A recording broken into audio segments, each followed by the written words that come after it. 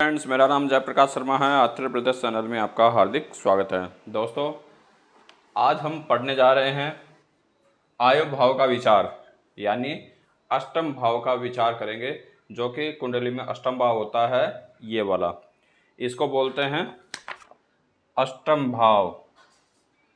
इस भाव के बारे में आज हम चर्चा करने जा रहे हैं, जिससे कि हमें पता चले कि इस भाव से हमें किस तरीके से रिजल्ट मिलते हैं। दोस्तों, बताना चाहूँगा कि अष्टम भाव से हमें, जैसे आयु के बारे में विचार करना है तो अष्टम भाव से विचार किया जाता है, या मृत्युतुल्य रोग हो रखे हैं तो उसका भी हम विचार करते हैं अष्टम भाव से, या जैसे किसी रिसर्च के बारे में हमें बात करनी है तो उसका भी विचार हम करते हैं अष्टम भाव से।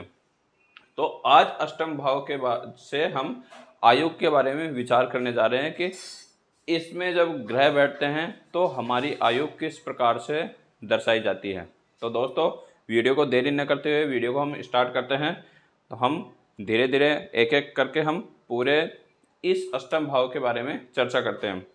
तो दोस्तों, सबसे पहले हम बात करना चाहूँगा कि अष्टम भाव में सूर्य हो और उस पर चंद्रमा की दृष्टि हो। अगर इस भाव में सूर्य हो, इस भाव में सूर्य हो और इस भाव पे चंद्रमा की दृष्टि हो, तो ऐसी कंडीशन में वह व्यक्ति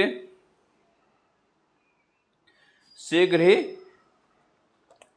मृत्यु तुल्य रोग को पाता है। मरण मतलब उसके सामने ऐसे सिचुएशन आ जाती हैं कि व्यक्ति ना जिंदा रहता ना मरा हुआ होता है, यानी ये मरण शैया में रहता है, यानी हद से ज़्यादा उसको मृत्यु तुल्य कष्टें भोगने पड़ते हैं।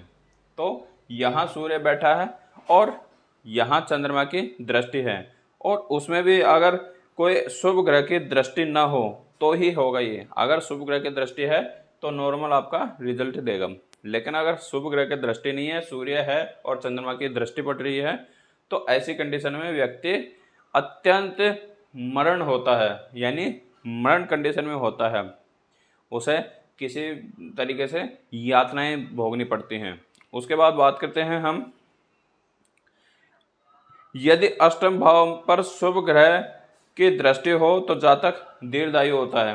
अगर हम बात करें इसी भाव की कि इस भाव में अगर शुभ ग्रह बैठा है और शुभ ग्रह की दृष्टि पड़ रही है, या इसमें नॉर्मल कोई भी ग्रह बैठा है और इस पर शुभ ग्रह की दृष्टि पड़ रही है, तो ऐसी कंडीशन में व्यक्ति दीर्घायु होता है। फिर बात करते हैं हम, यदि अष्टम भाव में केवल पापी ग्रह हो और जातक के अनेक प्रकार के रोग दुख, अगर इस भाव में पापी ग्रह बैठे हैं और शुभ ग्रह की दृष्टि नहीं है, ना ही पापी ग्रह की दृष्टि पड़ रही है, केवल शुभ ग्रह, केवल पापी ग्रह बैठे हैं, तो ऐसा व्यक्ति क्या होता है, बहुत ज़्यादा रोगों से दुखी होता है। बहुत ज़्यादा रोग उसको शरीर से घेरे रखते हैं, तो ऐसे व्यक्ति को मृत्यु तुल्य रोग भी होते रहते हैं। तो ये चीज़ भी हमें देखना बहुत ज़रूरी है।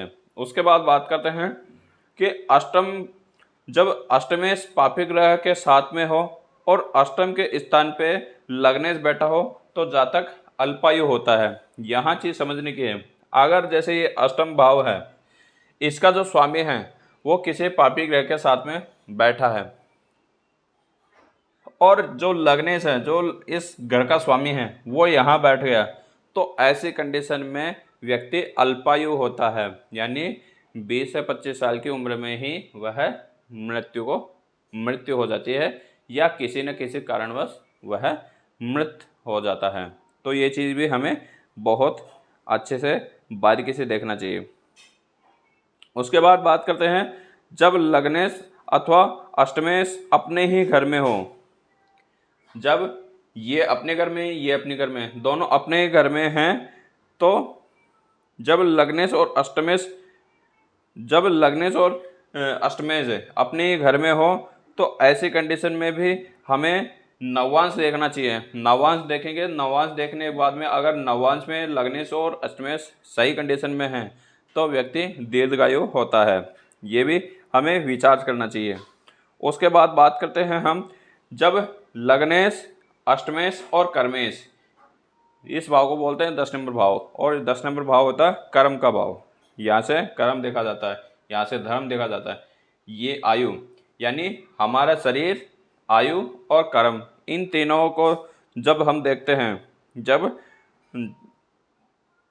लग्नेश, अष्टमेश और कर्मेश या फिर शनि, और शनि अगर केंद्र में हो, इस घर का स्वामी, इस घर का स्वामी, इस घर का स्वामी और शनि अगर केंद्र में हो या शुभ स्थान पे, त्रिकोण के स्थान पे हो, तब ही दीर्घायु होता है, तब भी मतलब बड़ी आयु का होता है। ये चीज़ हमें देखनी चाहिए। यानी जब लग्नेश त्रिकोण में हो या केंद्र में हो, कर्मेश त्रिकोण में हो या केंद्र में हो, और अष्टमेश अष्टमेश केंद्र में हो या त्रिकोण में हो, और साथ ही शनि भी त्रिकोण या शुभ जगह बैठा हो, तो ऐसी कंडीशन में वह जातक लंबी आयु वाला होता है, लंबी आयु जीता है। उसके बाद बात करते हैं, यदि अष्टमेश नीच राशि का हो और अष्टमेश के स्थान पे पापे ग्रह हो, लग्नेश बलहीन हो, तो वह पुरुष, वह जातक अल्पायु होता है। अब हम बात करते हैं कि अष्टमेश, ये जो अष्टमेश है, इस घर का जो स्वामी है, अगर वो किसी घर में बैठा है और उस घर में वह नीच कंडीशन में पहुंच जाता है, यानी नीच राशि में बैठ जाता है, और इस घर में पापी ग्रह हो, और जो लग्नेश है, जो हमारा लग्नेश है, वह भी बलहीन हो, तो ऐसी कंडीशन में क्या होता है, वह व्यक्ति अल्पायु होता है, वह जातक अल्पायु होता है। तो इस चीज़ का भी विचार करना चाहिए। उसके बाद बात करते हैं, यदि अष्टमेश पापी ग्रह के साथ में हो और अष्टमेश के घर में भी पापी ग्रह हो, तो और व्यय स्थान, अब बात करते हैं व्यय स्थान। ये जो ग्रह है, इस घर का जो स्वामी है, वो ऐसे घर में बैठा है जहाँ पापी ग्रह बैठे हैं, और इस घर में भी पापी ग्रह बैठे हैं, और इसके साथ साथ जो 12 नंबर भाव है, इसमें भी अगर देखा जाए तो व्यय स्थान पे भी अगर पापी ग्रह हो तो व्यक्ति की जल्द ही मृत्यु हो जाती है, यानी पैदा होते ही मर जाता है। यदि वह जातक, जिस जातक का भी हम कुंडली देखेंगे, जिसकी कुंडली में इस घर का स्वामी पापी ग्रह पे हो, पापी ग्रह हो रखा हो, और यहाँ पे भी पापी ग्रह हो, और 12वें भाव पे भी पापी ग्रह हो, तो ऐसा जातक होते ही, जन्म लेते ही मर जाता है। फिर बात करते हैं कि त्रिकोण और केंद्र के भाव में पापी ग्रह हो, ये जो केंद्र के भाव हैं, ये और 1, 2 ये त्रिकोण के भाव हैं, ये अगर इनमें पापी ग्रह हो और 6, 8 स्थान पे शुभ ग्रह हो, इसमें और इसमें, इन दोनों ग्रह में शुभ ग्रह हो, लग्नेश अष्टम में नीच हो, तो वह व्यक्ति पैदा होते ही मर जाता है। अब बात करते हैं कि अगर त्रिकोण और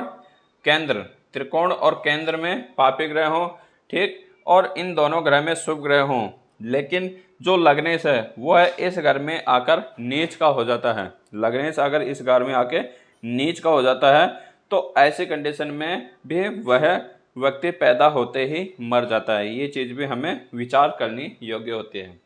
उसके बाद बात करते हैं हम कि अगर जो इस घर का स्वामी है, अष्टम घर का जो स्वामी है, अगर वह पंचम भाव में आके बैठ जाता है, ठीक, पंचम घर में आके बैठ जाता है, और अष्टम भाव में कोई पापी ग्रह बैठा है, तो वह जातक अल्पायु होता है। तो ये चीज़ें भी हमें विचार करनी चाहिए। बाकी आयु का हमने पूरी प्रॉपर तरीके से अष्टम द्वादश थ्योरी के अकॉर्डिंग हम आयु भी निकाल सकते हैं कि जातक की एग्जैक्ट कितनी आयु होगी। तो उसके लिए हमें अष्टम द्वादश थ्योरी का भी विचार करना होता है। अभी इस भाव से जो हमें रिजल्ट मिलते हैं उस प्रकार से हमने चर्चा करी है। अब जरूरी नहीं है कि इस भाव से हमें मृत्यु का योग बनता है, योग हमें अष्टम द्वादश थ्योरी के अकॉर्डिंग एग्जैक्ट पता चल जाता है कि व्यक्ति की कितनी आयु होगी। बस जो अष्टम द्वादश थ्योरी होती है उसके बारे में हमें अच्छे से बारीकी से पता होना चाहिए कि अष्टम द्वादश थ्योरी किस तरीके से काम करती है। दोस्तों आशा करूँगा कि यह वीडियो आपको पसंद आई होगी। नेक्स्ट वीडियो जैसी आएगी आपके पास में नोटिफिकेशन आ जाएगा। तब तक के लिए इजाज़त चाहता हूँ। नेक्स्ट वीडियो जैसी आएगी आपके पास में फिर से इजाज़त। तब तक के लिए जय सिया राम।